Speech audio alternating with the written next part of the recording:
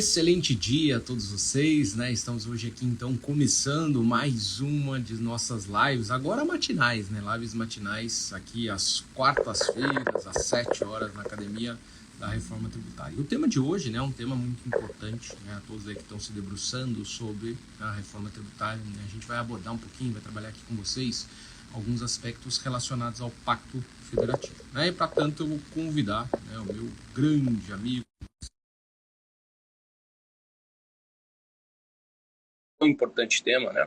Que desde que se falou, né, se começou a falar sobre reforma tributária, né, um dos principais temas sempre foi, mas legal, né, vamos fazer uma reforma tributária, mas isso não feriria eventualmente o Pacto Federativo, né, não diminuiria aí a competência dos entes, né, para exercer suas competências tributárias e, por conseguinte, né, arcar, realizar suas políticas públicas, né? Então, sobre isso que a gente vai conversar hoje aqui, né? Deixa eu só aceitar aqui, realizar o aceite aqui do grande mestre Rafael Vilches, para ele participar dessa nossa conversa de hoje. Vamos lá, deixa eu ver se ele está conseguindo aceitar aqui, senão eu já envio para ele um convite. Beleza, agora sim. Maravilha. Bom dia, mestre. Bom dia. Acho que agora tá. Achei que ia travar aqui, né? Bom dia a todos, né? 7 horas da manhã. Quando eu divulguei ontem, num dos grupos aí que a gente tem, né? Do pessoal que participou do ciclo de palestra, perguntou 7 horas mesmo, né? Ou é às 19, né? Cerrou, né? O pessoal já não, pessoal... esse novo horário, né? Das nossas lives. Exatamente. Eu prefiro. Já falando sobre o tema, né? Eu prefiro pela manhã, já acordo bem cedo, né, para fazer as coisas, né, da Academia da Reforma Tributária, das aulas, antes de começar as atividades na prefeitura, né. Sou auditor fiscal do município aqui de São Paulo, né, você é de Campinas. Vamos falar de um tema que é de extrema importância aí quando a gente fala de reforma tributária, né, é uma das grandes controvérsias, né, que desde que o tema reforma tributária na verdade começou não, né, ele sempre esteve na pauta, ele às vezes dá uma esfriada e depois aquece novamente, mas o tema, né, Pacto Federativo sempre está na pauta, né. E inclusive fazer o gancho antes de a gente começar aqui, Bruno, de você dar aí uma introdução do tema, né, essa é uma temática e a gente só vai aquecer os motores aqui, né, na nossa aula magna, né?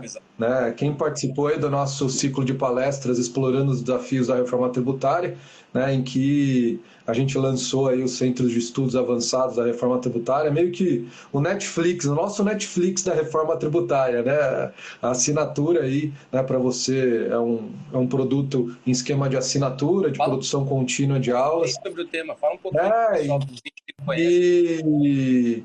E convido quem quiser conhecer, tem o link aí na bio da Academia da Reforma Tributária, tem aí lá, explica direitinho, mas é um esquema de assinatura mesmo, né? Aulas ao vivo semanais, e a gente vai ter a nossa aula magna, a nossa aula de estreia, né? Na terça que vem, às 19 horas, vai ser transmitido lá no YouTube, da Academia da Reforma Tributária, com o professor Alberto Macedo. E um dos temas que ele vai abordar, talvez com muito mais profundidade do que a gente aqui, né, a gente só vai, obviamente, aquecer os motores, é a questão do Pacto Federativo, né, e outras controvérsias. Eu até pedi para ele, estava até conversando com ele ontem, para ele traçar aí um panorama histórico recente aí da reforma tributária, né? Ele participou bastante aí nos bastidores da questão da PEC 110, PEC 45, a questão do Simplifica Já, e vem, obviamente, participando aí dos bastidores e tem muito a nos dizer aí sobre o que está rolando, né? E o que rolou, né? É importante a gente ter esse panorama histórico, né? E entender um pouco aí das principais controvérsias aí no entorno desse tema, né? E uma delas é o Pacto Federativo, tem outras questões, né, de incidência cumulativa de tributos, sobreposição tributária, ITBI com IBS, CBS, questão do IOF, questão lá do ITCMD, né, das operações não onerosas, doação, né, então tem essas, eu vejo, né, que são duas dessas grandes discussões que sempre permeiam aí a temática da reforma tributária, e a gente deu um recorte, fez um recorte, e aí a gente vem conversar um pouquinho aí com vocês, né, e vai fazer esse questionamento, né? A nossa live é uma pergunta, né, Bruno? A reforma tributária fere o Pacto Federativo? Então, óbvio, tem pessoas que entendem de uma forma, outros que entendem de outra forma. O importante é se apropriar dos argumentos, né, que o pessoal vem colocando, se apropriar da discussão e você tirar a sua própria conclusão. Aqui eu acho que é por isso que a gente fez em forma de pergunta, né? Porque se a gente não colocasse uma pergunta, a reforma tributária não fere o Pacto Federativo, a reforma tributária, né, fere o Pacto Federativo, já ia induzir, né, ao que a gente pensa, né, obviamente aqui no Centro de Estudos Avançados, dentro da Academia da Reforma Tributária, a gente não quer enviesar de forma alguma aí as nossas aulas. A gente vai trazer aí auditores, procuradores, advogados, né, trazer contadores das mais diversas opiniões. Aqui o objetivo não é trazer, eu vou trazer só professores, né, que estão alinhados à forma como eu penso sobre a reforma de maneira nenhuma. Eu acho que na proposta que a gente tem aqui dentro da Academia da Reforma Tributária é trazer a pluralidade, né, para que realmente vocês tenham acesso a uma diversidade de opiniões sobre os temas aí da reforma tributária. Então é isso, Bruno. Você está aí para introduzir o tema, né, e fala um pouquinho aí dessa questão reforma tributária, né, e Pacto Federativo. Beleza, muito bem colocado, mestre. Foi bastante. E só fazendo um destaque, né? Então, para quem ainda não conhece o nosso CEART, né? Nossa comunidade de estudo sobre a reforma tributária, né? São os maiores especialistas em reforma tributária que foram convidados para ministrar algumas aulas aqui nessa nossa nova comunidade, né? Mas agora já falando sobre o tema da live, né? Sempre que se falou em reforma tributária, né? Um dos principais argumentos, principalmente defendidos por aqueles que são, de certa feita, contrários à reforma, foi, né, não, Pacto Federativo, né? Então, quando eu analiso o texto constitucional, né, eu identifico algumas matérias, né, que são, cuja propositura de emenda tendente a abolir alguma dessas matérias, elas sequer poderiam ser apresentadas. E uma delas, né, é a forma federativa de Estado, né? Então, Pacto Federativo. E aí, nesse contexto, né, dentro do que o mestre Vilcher já colocou, né, em que nosso objetivo aqui não é dar uma resposta pronta a vocês, até porque a gente nem tem essa resposta, né? Acho que talvez ninguém tenha, né? O que a gente tem são algumas considerações, né, a fazer a respeito desse tema. O primeiro ponto na minha opinião, né, o que vem a ser o federalismo, né? É claro que a gente sabe, né, daquelas prerrogativas, né, das quais os entes são dotados, dentre elas a autonomia financeira, que é um dos pressupostos e que assegura, né, a manutenção do Pacto Federativo. Então, até então, de que forma era feita a distribuição de competências? O texto constitucional, o legislador constituinte, né, nos artigos 153 adiante, ele estabelecia ali competências privativas no que diz respeito aos impostos, né, competências de certa forma estanques, né? Então, o legislador constituinte separou ali algumas materialidades, definiu alguns fatos geradores e atribuiu competência a cada um dos entes. Só que um detalhe importante, né, que a gente precisa tratar aqui, né? Não foi esse o único modelo adotado pelo legislador constituinte. Né? O legislador constituinte, ao conferir, né, competência, por exemplo, aos municípios, né, atribuindo a eles a competência para instituir ISS, IPTU e TBI, ele não disse, né, em linhas gerais, que os municípios eles vão poder cumprir com suas políticas públicas únicas e exclusivamente por meio da imposição de tributos, né, da sua competência privativa. Ele também previu aquela sistemática de repasse, né? Por exemplo, então, os entes municipais recebem ali recursos, né, dos estados no que diz respeito ao ICMS. E para alguns municípios maiores, né, isso não representa tanto assim dos seus recursos, né, para a administração das suas políticas públicas. Mas para boa parte dos municípios, eu uso a dizer até a maioria deles, né, talvez, né, o exercício de suas políticas públicas se dá notadamente por meio, né, dos recursos recebidos por via de repasse. Então, aqui já fica a primeira provocação. Será, então, que uma eventual modificação da competência, como fez, né, a reforma tributária, a emenda constitucional 132 de 2023, ao, de certa maneira, diminuir a competência dos entes municipais e estatais por meio da previsão de uma competência compartilhada, feriria por si só o Pacto Federativo? Né? Então, 2 pontos aqui que a gente precisa refletir. Primeiro, né, existe um conceito de federalismo previsto no texto constitucional ou até mesmo em um instrumento infralegal? Né? Esse é um ponto que eu acho que é importante que a gente reflita. E o segundo, né, se eventualmente, né, se cria um tributo de competência compartilhada, como foi feito no contexto da Emenda Constitucional 132 de 2023, isso por si só feriria a autonomia financeira desses entes? Né? O que a gente deveria entender por autonomia financeira, que eventualmente estaria sendo violado, sob pena de ferir o Pacto Federativo? Então, eu acho que essas são as balizas iniciais, né, sobre as quais a gente precisa entender melhor, né, para daí, de fato, poder, né, trazer à luz esse debate e saber se, de fato, houve ou não uma violação ao Pacto Federativo. Né? Então, acho que essas são as premissas iniciais do debate, né, a qual agora eu passo para o mestre Vilches, né, para ele falar um pouquinho, né, sobre o que vem a ser autonomia financeira, né, de que forma se dá essa distribuição de competências tributárias, né, se essa alteração do desenho, né, da competência no que diz respeito à IBS, nesse nosso bate-papo aqui, viola ou não o Pacto Federativo. Toca lá, mestre. Esse é um ponto que você colocou, né? Tendente a abolir.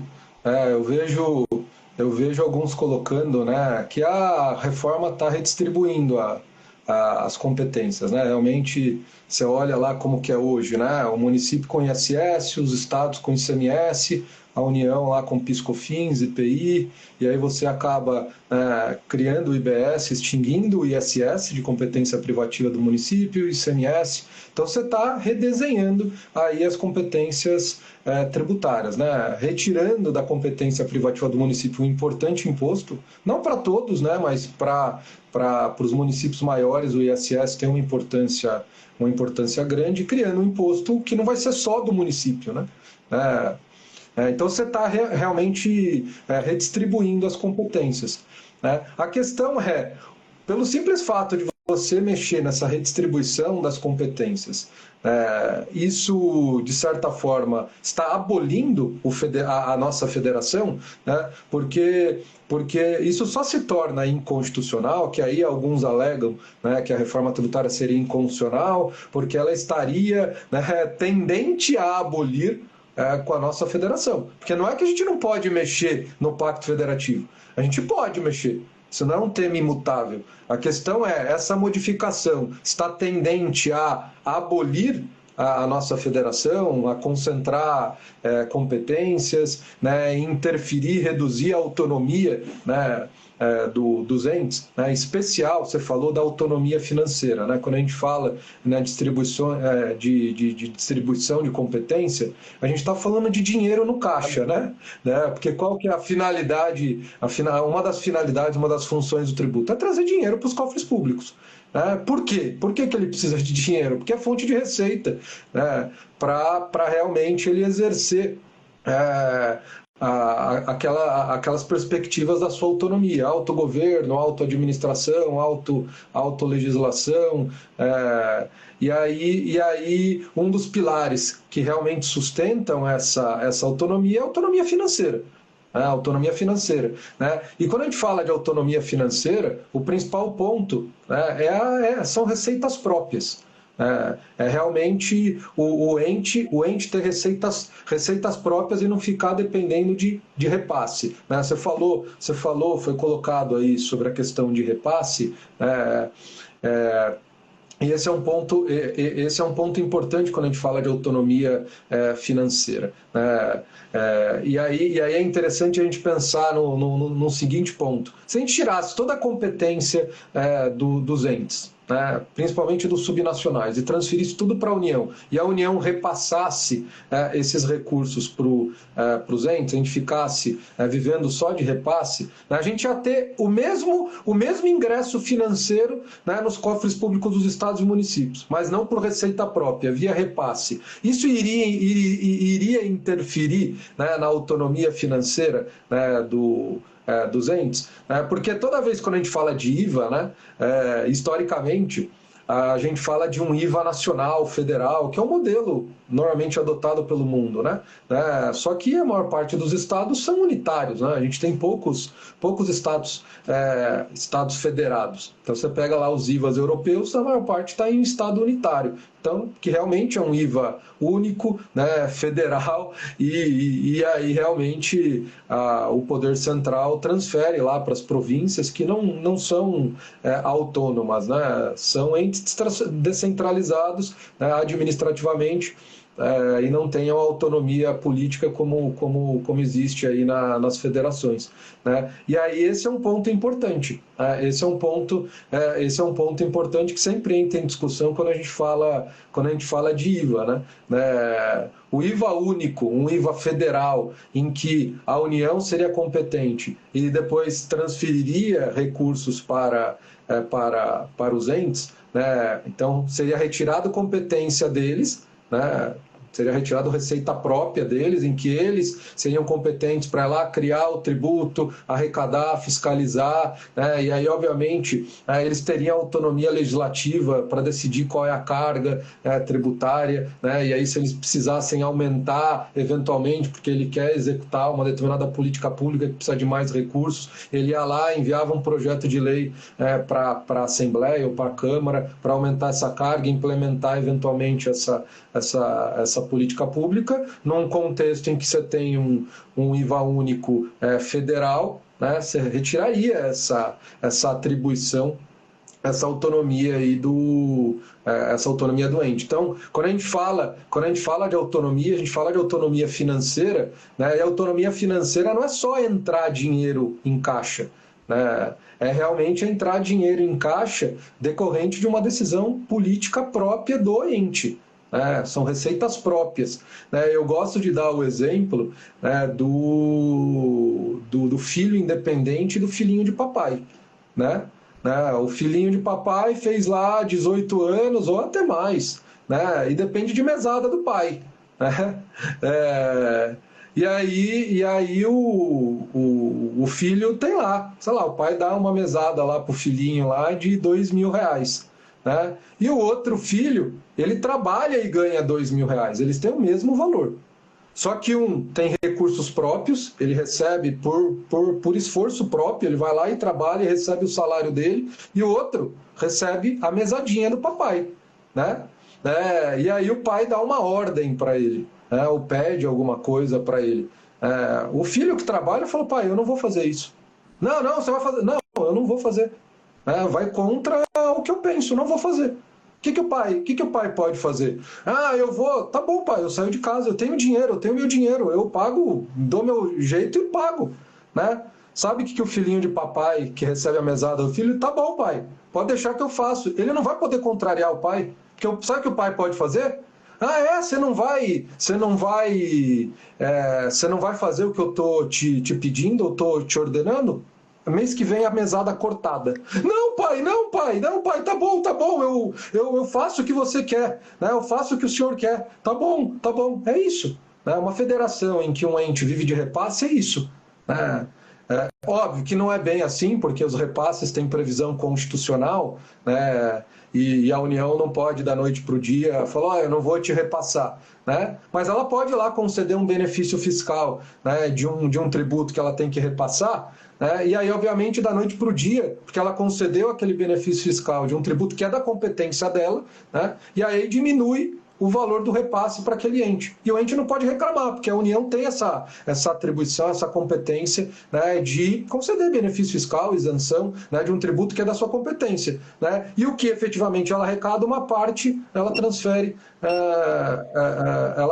para o ente, né? Então, quando a gente discute autonomia financeira e quando fala de reforma, e quando a gente fala de reforma, né, principalmente nessa que a gente está colocando aqui, é uma reforma em que eu estou mexendo no desenho das distribuições da competência, né? E quando eu mexo no desenho, né, das distribuições da competência, o que cada ente vai ter competência para criar, se é uma competência privativa, se é uma competência compartilhada, né? A gente a gente tá tratando, né, do principal pilar, né, do federalismo, que é a autonomia financeira. Sem autonomia financeira, os entes não são verdadeiramente autônomos, né? Então eu gosto de falar, aquele município que efetivamente depende de repasse, não tem como se sustentar só com receitas próprias, ele não é autônomo, né? Ele não é autônomo, ele corre o risco, né, de a União, por meio de uma decisão política, conceder um benefício fiscal, né, e da noite para o dia ele ter lá o valor do repasse dele afetado por uma decisão política de um outro ente, né? Então, e isso acontece muito quando a gente fala de município, né? Então, muitos municípios, eu não sei aí o contexto dos estados, né, se realmente tem estados que recebem muito mais repasse de fundo de participação dos estados ou de algum outro tipo de repasse em relação ao ICMS. Eu acho que isso não acontece, né? Eu tenho essa impressão. Mas no caso dos municípios, tem muitos municípios que vivem, né, de repasse de FPM, né, Fundo de Participação dos Municípios, que vem lá do Imposto de Renda, IPI, agora com Imposto Seletivo, né, e muitos vivem de cota-parte de ICMS. Os 25% lá que os estados precisam repartir ali com os municípios. Muitos sobrevivem de repasse, não de receita própria. E a questão é, eles são verdadeiramente autônomos? Né? Esse é o ponto.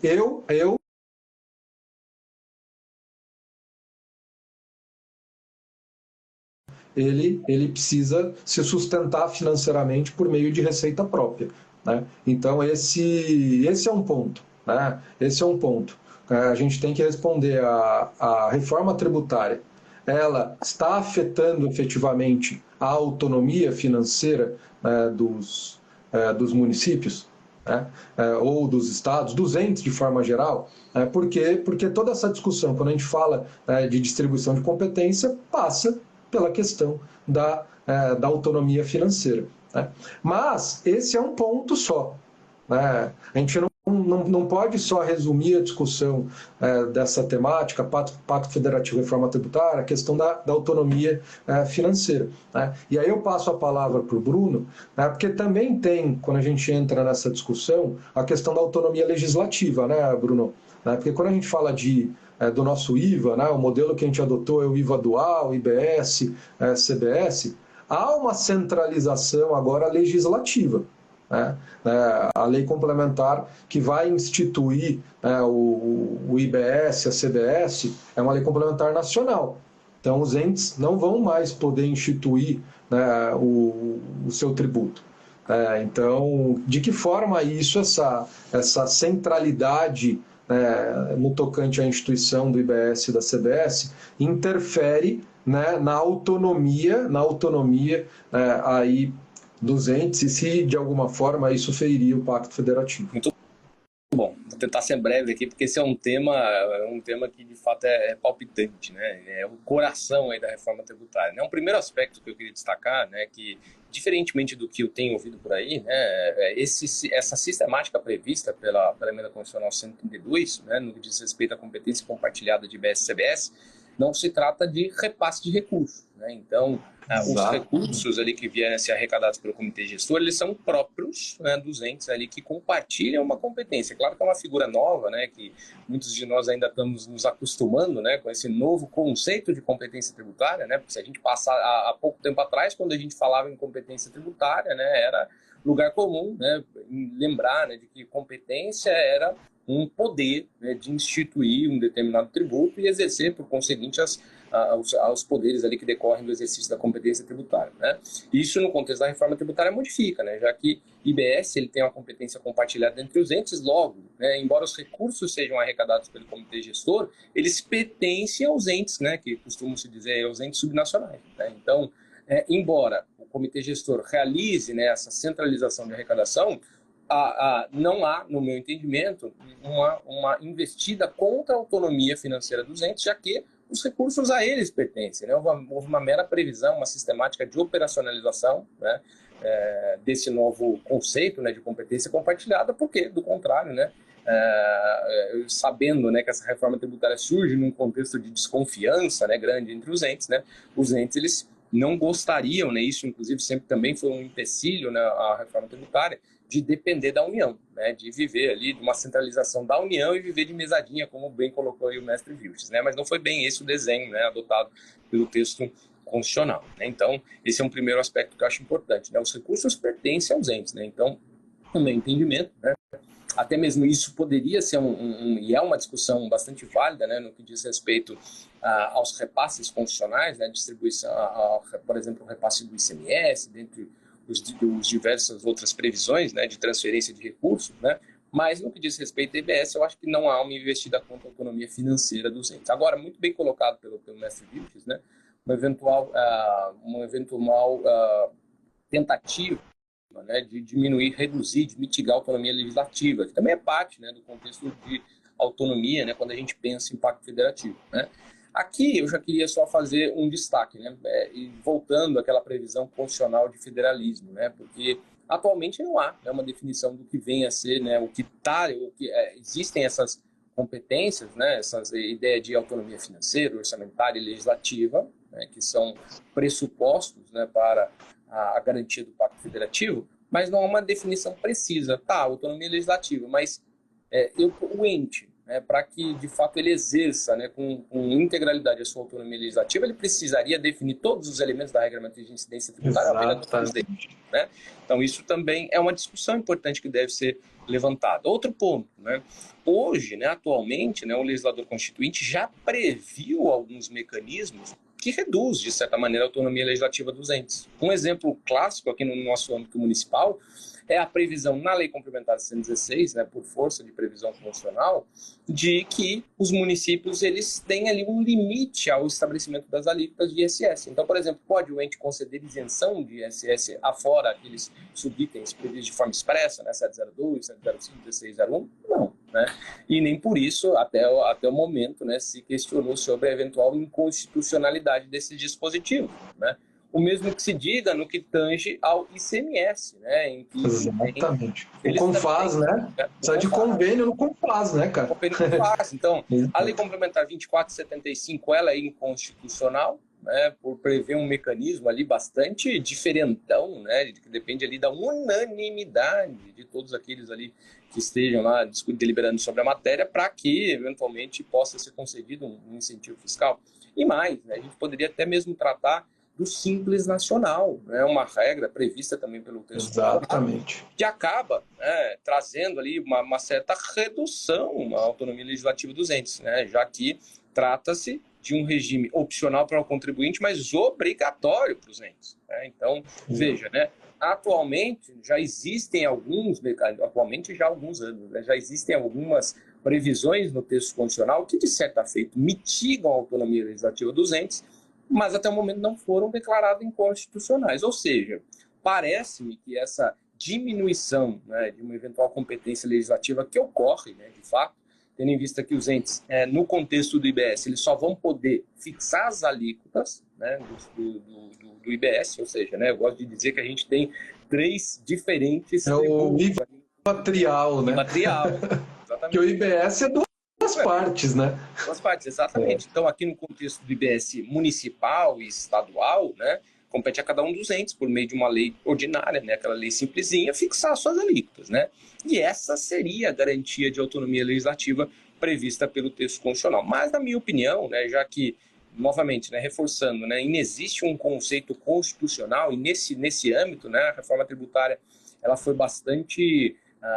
assim, houve uma constitucionalização de uma série de institutos, e esse não está lá previsto.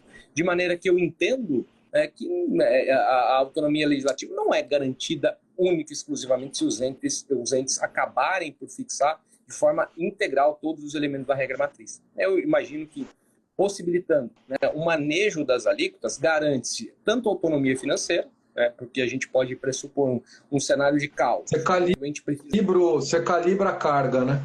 Exatamente. A gente tem essa possibilidade ainda. Né? Então, o ente está precisando de recursos, né, para exercer ali as suas políticas públicas. Ele pode, mas simplesmente majorar ali a carga do IBS municipal, por exemplo, e fazer frente, né, às eventuais despesas extraordinárias que surgirem.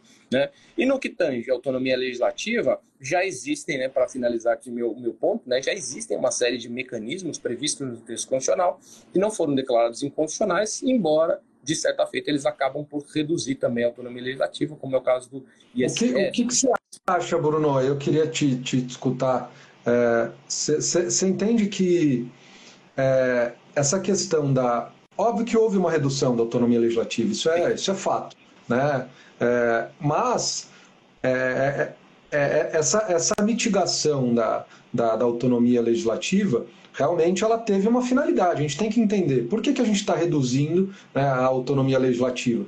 Porque, obviamente, a gente está privilegiando um outro valor, que é a simplificação, né? Óbvio que quanto mais autonomia para os entes, e a gente tem uma federação de 3 níveis, né? União, Estados e municípios, certamente vai trazer uma complexidade. Olha aí o nosso sistema tributário hoje, né? Em que a gente tem uma autonomia para os entes instituírem, regulamentarem, fixarem alíquotas, concederem incentivos fiscais, né? Esse manicômio, né, tributário que a gente vive, né? E a gente resolveu, vamos simplificar, só que não tem como simplificar sem reduzir a autonomia dos entes, né? Quando eu falo aqui, autonomia legislativa, tá? Né? Então, realmente há aí um trade-off, né? Exatamente. Autonomia e simplificação, né? Simplicidade. E a simplicidade, né, tá lá, é um dos valores constitucionais, né? Foi alçado a um princípio constitucional tributário. Então, a gente, óbvio que houve uma ponderação. Não vamos, obviamente, reduzir ao máximo a autonomia legislativa, né? Os municípios e os estados ainda ficaram com a possibilidade de fixar alíquota. Mas praticamente todos os elementos normativos, né, do IBS, né, vai ser fixado, vai ser tratado numa lei complementar nacional, né? Até a fixação das alíquotas, há ali uma redução, né? Não vai poder fixar alíquota diferenciada, como os entes estão acostumados. É uma alíquota única. Eu vejo lá a lei, lá. É um artigo, alíquota do IBS municipal em São Paulo, 3%. Né? Ou você coloca um percentual acima ou abaixo da alíquota, né, de referência. E só, não vai poder conceder incentivo fiscal, benefício fiscal. Então, houve sim, né, uma autonomia legislativa. Mas será que essa redução, essa mitigação dessa autonomia legislativa, ela fere o pacto federativo? Né? Na verdade, a gente sempre tem que olhar, né, que valor a gente está privilegiando ao tomar essa decisão, né, de mitigar a autonomia legislativa do ente. É realmente simplificar o nosso sistema, né, que realmente estava caótico, estava um negócio assim, à beira não, já estava no caos total, né, enfim. Né. Eu acho que o último tema para a gente finalizar aqui, Bruno... Só né? Pode falar. Adicionalmente ao que você colocou, né, Vilches? E aí eu quero te ouvir, inclusive, né? Quando a gente fala em observância do Pacto Federativo, dá a impressão de que o sistema atual, de fato, garantisse o Pacto Federativo. Exatamente. Guerra fiscal, né? Nossa, a guerra fiscal é super federativo, né? Porque um dos valores previstos pelo legislador constituinte era esse, é um valor cooperativo, né, em que os entes ali, por meio da distribuição de competências privativas, houvesse uma observância ali dos limites, né, que cada um dos entes eles poderiam e devem, né, observar quando da instituição dos seus tributos, né, que fazem parte da sua competência privativa. Mas não é o que nos parece acontecer, né? Inclusive, né, alguns mecanismos foram criados no contexto desse cenário atual tributário para eventualmente até mesmo mitigar, né, aquela sede arrecadatória dos outros entes. No âmbito municipal a gente já conhecia alguns deles, um deles inclusive que foi declarado inconstitucional pelo STF, né, mestre, que decorre aí de uma previsão do município de São Paulo, que era o Instituto do CEPOM, né, sabendo ali que, enfim, existe essa ideia, né, de, não, tendo em vista que os entes eles não podem, a simulação de estabelecimentos extremamente presente no contexto aí do ISS, né? Então os municípios criaram ferramentas para diminuir, né, os efeitos ali decorrentes da famosa simulação de estabelecimentos. Isso no contexto dos estados, então, nem se fale, né, mestre? Então, acho que é bom destacar esse ponto, né, de que embora o Pacto Federativo seja um vetor, um valor e uma cláusula pétrea, né, ela me parece que não vinha sendo respeitada, né, até então, né?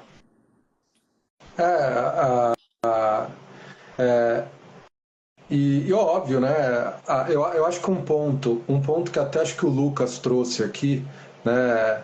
que tem a ver com isso que a gente está tratando e tangencia muito a questão dos incentivos fiscais, né? Ele coloca ali que a mitigação da autonomia, né, não pode criar problemas regionais. Eu acho que isso tem muito a ver, né, o que o Lucas está colocando em relação a ausentes, né, ausentes não agora estarem impedidos de utilizar o instrumento tributário como um instrumento de política de desenvolvimento regional. É muito forte no norte, nordeste, centro-oeste, né? Óbvio, não que os estados do sul e do sudeste se utilizem, mas de uma forma um pouco menos intensa, né? Óbvio que se criou um outro mecanismo para substituir, não que não tenha que haver política de desenvolvimento regional, tem que haver certamente, né? Realmente a gente tem vários Brasis, né? Vários Brasis dentro do nosso país. Nosso país é de dimensão continental, né? Só que a decisão, né, do legislador constituinte for: não vamos utilizar o instrumento tributário. Olha o caos que isso gerou, né? Vamos utilizar outros instrumentos via despesa, né? Aí se criou lá o Fundo Nacional de Desenvolvimento Regional, né? Que os estados estão bem desconfiados, né? Porque cadê aí a lei ordinária para criar esse fundo? Cadê a União prevendo recursos, né? Porque vai vir recursos da União aí como que vai ser rateado tudo isso, né? Aí é uma briga política interminável, né? Cada um quer lá o seu pedaço do bolo, né? Dentro desse fundo, para continuar implementando política de desenvolvimento regional, que era feito via incentivo fiscal, que agora a gente não vai ter. Os estados não vão ter mais esse instrumento, estados e municípios, né? Não vão ter mais esse instrumento. É um problema, né? E a solução encontrada, né, é realmente a criação desse fundo, né? Você, obviamente, mudar o modelo, né, mudar o instrumento aí de implementação, né, de política de desenvolvimento regional, não via instrumento tributário, mas sim via de um instrumento financeiro, via fundos. Óbvio, vamos ver o que vai dar, né? Vamos ver, Lucas. Realmente esse é um problemão, cara. Esse é um problemão, né? E um dos pontos que fez passar a reforma foi a criação desse fundo. Foi a criação desse fundo. E aí, para a gente, eu acho que esse é um outro tema referente aí, que é muito discutido quando a gente fala dessa questão do pacto federativo. Você já até tangenciou, Bruno, a questão do comitê gestor, né? Vai centralizar a arrecadação, né, no comitê gestor. E aí, pessoal, é bom ficar claro, acho que você já até colocou, a União não faz parte do comitê gestor, e a União, e eu falo comitê gestor, é comitê gestor do IBS, tá? Não é comitê gestor. Muitas pessoas acham que é o comitê gestor da reforma. Não, é do IBS. Só vai ter estados e municípios ali. A União não vai participar. O comitê gestor não é uma autarquia federal, não é um órgão federal, não é uma entidade federal. Ninguém sabe, ela na verdade não faz parte, né, de nenhuma administração pública. Eu falo que ela está meio que suspensa ali, né, meio que uma entidade supra-federativa, composta ali de representantes de estados e municípios, não integra a administração pública federal, seu orçamento não faz parte do orçamento da União. Isso está bem claro no texto constitucional e no PLP 108, né, que está tramitando aí no Congresso Nacional, está lá ainda na Câmara dos Deputados, né, para ir para o Senado, está pendente lá da análise de alguns destaques, né? Então tem esse ponto, né? A questão da autonomia financeira, né? E a arrecadação ser centralizada no comitê gestor, e aí os entes, né, ter que ficar de pires na mão. Não, os entes não vão ter que ficar de pires na mão coisíssima nenhuma na União. Por quê? Porque esse recurso não sai do orçamento da União. O orçamento do comitê gestor não faz parte do orçamento da União. O comitê gestor foi um mecanismo realmente que se pretendeu se utilizar, e inicialmente o objetivo, a finalidade principal, de se utilizar o comitê gestor já foi chamado de agência arrecadadora centralizada, Conselho Federativo, o nome que ficou foi o comitê gestor do IBS, foi realmente centralizar a arrecadação. Por quê? Porque pensa uma tributação não cumulativa no destino, com os municípios fazendo parte. Como que você implementar isso, né, e iria distribuir, compensar ali, né, o que é débito de um ente com o que é crédito de outro. Você ia ter que ficar fazendo compensações, né, entre um ente e outro, só que você tem mais de 5 mil municípios, né? Então, você tinha que ter um mecanismo de arrecadação centralizada. Então, a arrecadação realmente é centralizada no comitê gestor do IBS. Mas a arrecadação, aquele recurso, não é do comitê gestor. Primeiro, o comitê gestor não executa a política pública, ele está lá realmente para exercer esse papel, né? Centralizar a arrecadação e distribuir os recursos, né, do IBS, né, para estados e municípios, né? E outra, implementar a transição federativa. Porque sem esse mecanismo, que a gente até fez uma live, né, tá lá no nosso canal no YouTube, só sobre transição federativa, né? Sem o comitê gestor, sem essa entidade centralizada, não seria possível implementar e operacionalizar a transição federativa.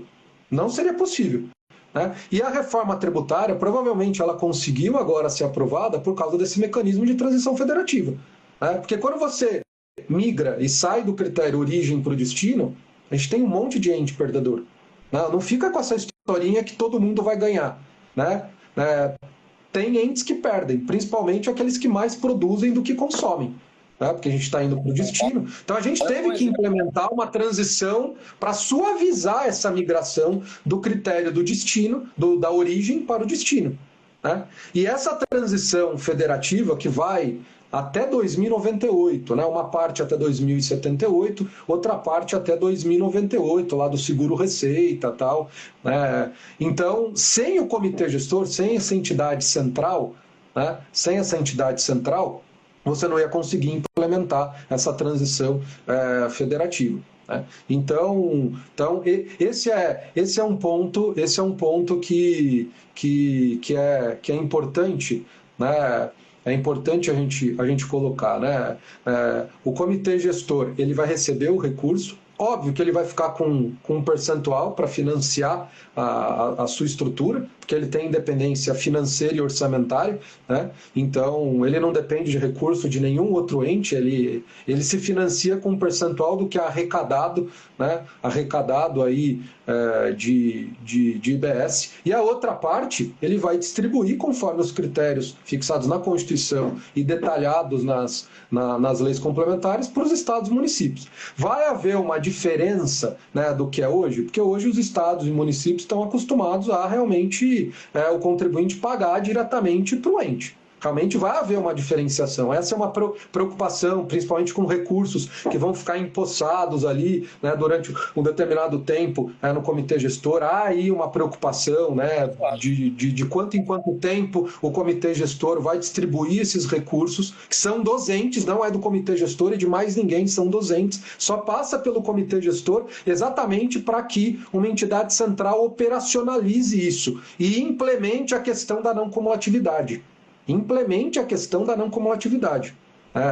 Né? E outra, é importante a gente entender que o comitê gestor do IBS vai garantir a devolução dos créditos acumulados, né? Porque hoje, o que muitos estados hoje não devolvem os créditos acumulados de ICMS, porque aquele valor entra no erário público, aquilo entra lá no orçamento, ele é gasto de alguma forma para executar as políticas públicas, e aí, obviamente, o pagamento de crédito acumulado não é a prioridade, né? E aí, obviamente, se atrasa muito a devolução de crédito acumulado. No comitê gestor, não.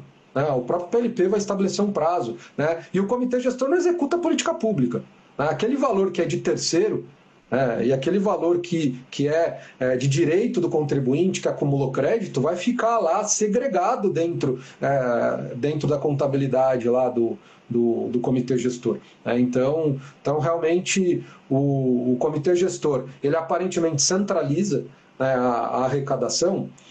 E quando a gente vê, está centralizando, olha aí, os entes estão perdendo autonomia em relação à arrecadação. Mas teve que se criar esse mecanismo de centralização da arrecadação, né, para que realmente a gente conseguisse operacionalizar um IVA dual envolvendo os municípios, né, numa sistemática aí de não cumulatividade. Então, realmente, há uma centralização na arrecadação, mas depois o comitê gestor vai distribuir esses recursos, que não é do comitê gestor, né? É de direito, é de titularidade, né, dos municípios e dos estados, né? Então, nesse ponto aí, não tem a participação da União, né, e o comitê gestor, apesar de estar centralizando, ele está, obviamente, administrando um recurso que não é dele, né? São recursos aí dos entes municipais e estaduais.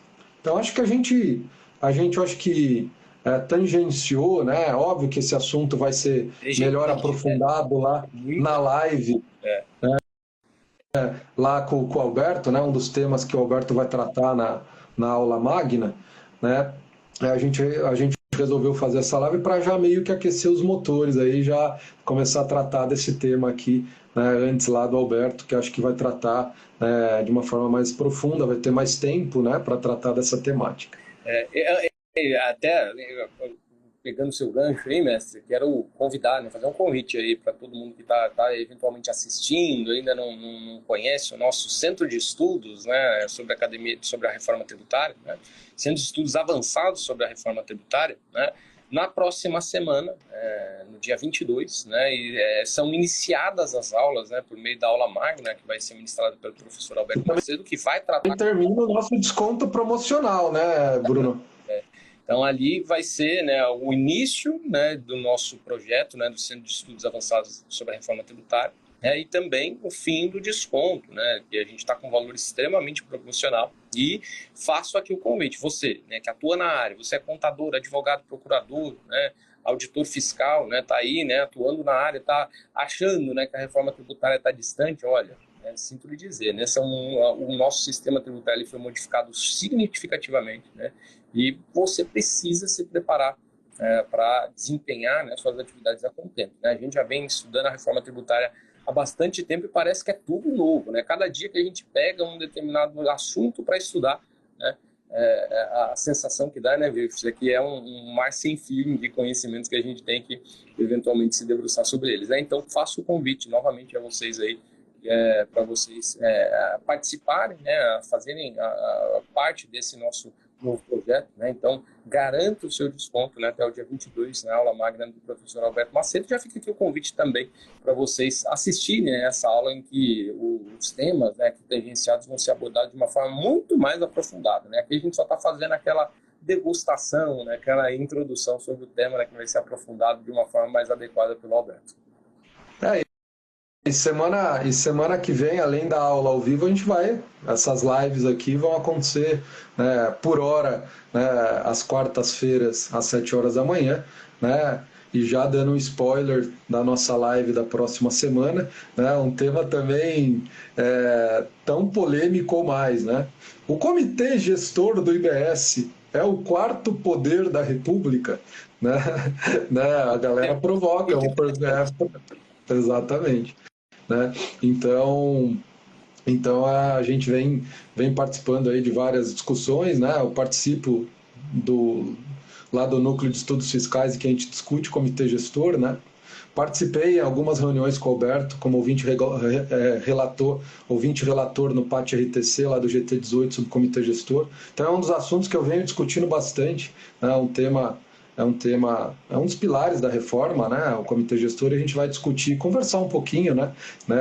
Sobre essa temática aí do comitê gestor. Venho gravando alguns vídeos, né, sobre esse tema, inclusive um dos vídeos que eu vou disponibilizar essa semana lá no YouTube é sobre o comitê gestor, sobre alguma das funções e atribuições do comitê gestor. Já gravei um sobre o comitê gestor, então lá no YouTube também, né, a gente vem disponibilizando conteúdo lá sobre a reforma tributária. Ok?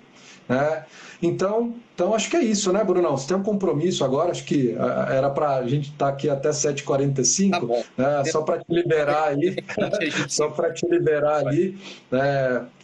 Foi ótimo, né? Acho que a gente jogou aí os principais os principais pontos aí envolvendo a questão da reforma e o Pacto Federativo, acho que foi excelente. Isso aí. O Lucas falou, estarei lá, vocês destrincham o tema, né, como ninguém, parabéns. Pô, valeu, obrigadão aí, Lucas. Toda semana, lá se programem na agenda, né? Quarta-feira, 7 horas da manhã, a gente vai estar aqui debatendo, né? Claro que a gente mudar, eventualmente, de horário, a gente avisa vocês aí, né, para vocês aí se programarem, mas a ideia é estar aqui semanalmente para trazer algum tema, né, aqui no Instagram para vocês. Beleza? Isso mesmo. Abração, Brunão.